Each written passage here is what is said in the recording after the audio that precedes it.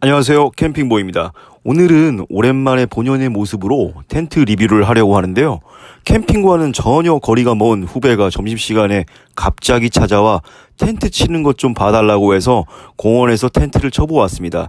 정말 텐트는 처음 쳐본 동생으로 텐트에 정말 텐자도 모르는 사람인데요. 오늘 쳐본 텐트는 스노우라인의 프라임 디럭스라는 텐트인데요. 저도 주위에 지인들이 하나씩 다 갖고 있어서 캠핑장에서 아주 친숙하게 많이 접했던 텐트이기도 합니다. 혼자 치는 거는 정말 무리가 있어 도우미로 저희 회사 베테랑 캠퍼 동생에게 오늘 부탁을 해서 이제 같이 치는 거를 도와주고 있습니다. 패밀리 대형 텐트를 처음 칠 때 당황하지 말고 처음에는 설명서나 블로그, 영상, 리뷰를 먼저 보고 시뮬레이션을 하는 게 제일 좋은 것 같고요. 텐트를 꺼낸 후 당황하지 말고 활짝 펼치면 답이 보입니다. 요즘에 나온 텐트들은 폴대를 끼우는 부분에 색깔로 표시가 되어 있어 색깔과 맞는 폴대를 끼우기만 하면 끝. 정말 쉽죠? 하지만 이렇게 아무리 쉽게 칠 수 있는 텐트라고 해도 이런 부분에 처음 치다 보면은 이제 당황하기 마련인데요. 자칫 당황하다가 폴대를 잘못 든 부분에 무리하게 힘을 가해서 끼우다 보면은 텐트가 찢어지거나 뜯어지는 경우가 있는데 이런 부분을 최대한 조심하는 게 처음 텐트를 칠 때의 관건인 것 같습니다. 또 간혹 위의 영상처럼 폴대를 결합하다 보면은 이 결합되는 부분이 맨손으로 이제 무심결에 치다 보면은 이 안쪽에서 연결되어 있는 강한 텐션 때문에 손가락이 끼워서 다치는 경우가 되는데요. 이럴 때에도 당황하지 말고 천천히 결합하는 게 제일 중요한 것 같습니다. 텐트 설치를 위해 찾아온 동생도 텐트 폴대를 펼쳐놓고 살짝 당황을 했는데요. 대부분의 텐트들의 폴대 설치는 가장 긴 폴대 설치부터 시작이 되기 때문에 처음 폴대를 펼쳐놓고 여러 개의 이 폴대를 보고 당황하지 말고 가장 긴 폴대부터 찾아서 설치를 하면은 빠르게 설치를 할 수가 있습니다. 위에 보이는 프라임 디럭스도 가장 긴 폴대를 교차해서 리빙룸을 세우는 게 가장 처음 단계인데요.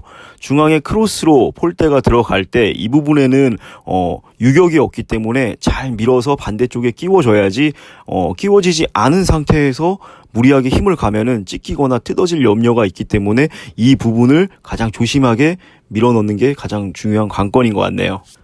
프라임 디럭스 텐트의 가장 큰 장점 중에 하나는 두 개의 폴대만으로도 바로 리빙쉘 공간을 자립할 수 있다는 건데요. 두 개의 폴대 설치만으로 이미 텐트 설치의 60%는 끝났다고 보면 됩니다.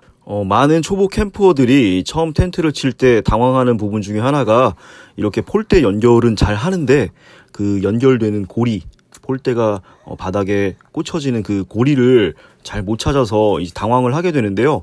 이런 부분 같은 경우도 이제 위에 보이는 좋은 날씨에서 누가 도와줄 수 있는 어느 정도 여유 있는 시간이 있는 상황에서는 대수롭지 않게 넘길 수가 있는데 만약 혼자 친다고 하면은 이 부분들을 미리 어느 위치에 어느 부분에 달려 있는지 파악을 하고 이 텐트 설치를 시작을 해야지 그렇지 않으면은 외부 환경 요인과 빨리 설치해야 된다는 부담감 때문에 당황을 할 수가 있습니다. 그렇기 때문에 이런 부분들 결합되는 부분들을 미리 알고 끼울 수 있도록 준비를 해야 되는 게 가장 큰 단계인 것 같아요.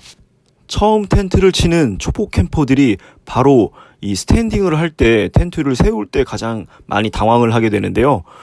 텐트의 부속은 방금 말한 것처럼 미리 어느 위치에 있는지 알고 있더라고 하더라도 이 폴대가 생각보다 쉽게 구부려지지 않는다는 거에 당황을 할 수가 있습니다.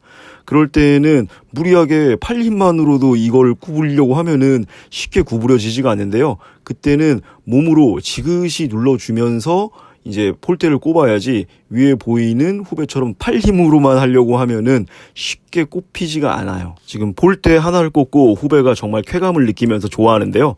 방금 말씀드린 것처럼 폴대를 설치할 때는 폴대에 들어가는 부속 위치가 어디에 있는지 정확하게 한 번 더, 두 번 더, 세 번 더 파악을 하는 게 가장 중요하고요.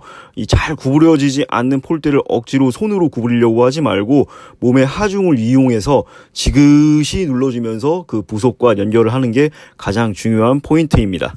폴대 두 개만으로도 리빙쉘 공간이 바로 완성이 되었는데요.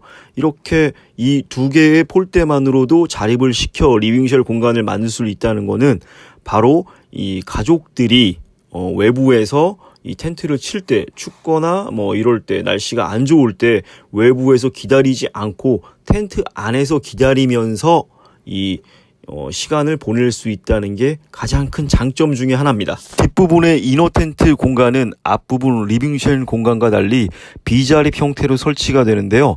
폴대가 짧다 보니까 텐션이 강해서 처음 텐트를 설치하다 보면은 폴대가 잘 구부러지지 않는다는 걸 느끼실 수 있을 거예요. 이럴 때는 당황하지 말고 손 힘으로만 억지로 계속 손 힘으로만 구부리려고 하다 보면은 다칠 수도 있고 혹여나 이제 텐트에 손상이 가할 수도 있기 때문에 이렇게 설치를 할 때에는 손 힘으로 팔 힘으로 누르려고 하지 말고 무릎을 구부린 상태에서 상체에 무게 중심을 이동을 해서 상체로 이제 무게로 누르면서 구부리면은 쉽게 연결할 수 있습니다. 지금 보이는 이 후배 같은 경우도 처음 텐트를 설치하는 경우인데요. 이렇게 팔 힘으로만 억지로 지금 팔 힘으로만 계속 구부려서 이제 그 폴대를 연결하려고 하는데요. 지금 손이 바들바들 떨리죠. 바들 떨리죠.